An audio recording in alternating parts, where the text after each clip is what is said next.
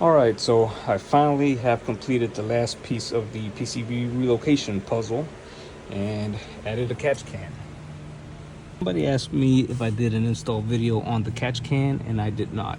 I did do a very shitty video on the PCV relocation, but not on the catch can. I did this last minute and I was in a rush. But basically what I did is, and I'll try to put another diagram of how it's set up, right? You have your metal oil separator that's under the supercharger, and there's only there's two lines coming out, and then one splits off and that one goes into the valve covers, and then the other one is just straight, and you can put whatever fitting you want. You can put a barb fitting, you can put an AN fitting, you can go as crazy as you want. I wanted this as simple and as cheap as possible, so it was a barb fitting. Out of that barb fitting, I had some 5/8 fuel hose. That one comes out, and literally all I did was, with a Dremel, I cut a hole down here, probably better on this side, but I cut a hole with this false firewall and I ran my lines through there. There is a plug down here, and I could have used that, but then that would have meant that I would have had to make these hoses a lot longer, and I didn't want to do that shit. But as far as the catch can, I drilled some holes in this air box deal. This feeds into the cabin air filter, and you can probably see the motor there. I just used this to mount my catch can. So drill 2 holes, used the bracket that was supplied with the catch can, and had some hardware left over from other projects, and I used those, so it's mounted there.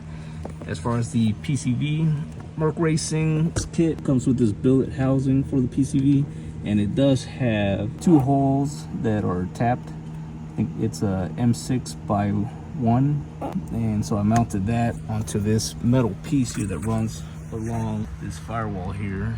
It has pre-drilled holes, so I just chose one that was over here, and that's how that's mounted.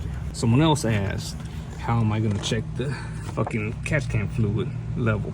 Easy. There's plenty of space in this plenum chamber here to get down and just twist this bitch off. It's gonna take a while, but now with these setups, you can go as custom as you want. You want to mount it here, this is how I mounted it. If y'all want to fucking follow that, do that.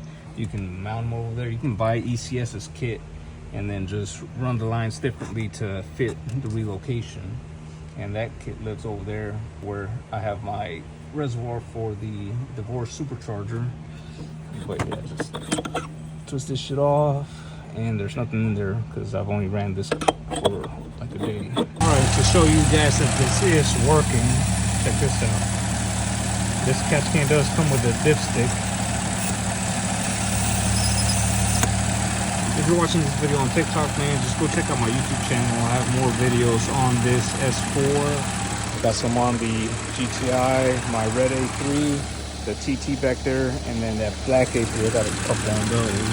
I try to do my best to put out meaningful content that will help out other owners instead of all this nonsense, the same shit, different days. Oh, look at me racing other people with my Stage 2 Plus, blah, blah, blah. Fuck that stuff.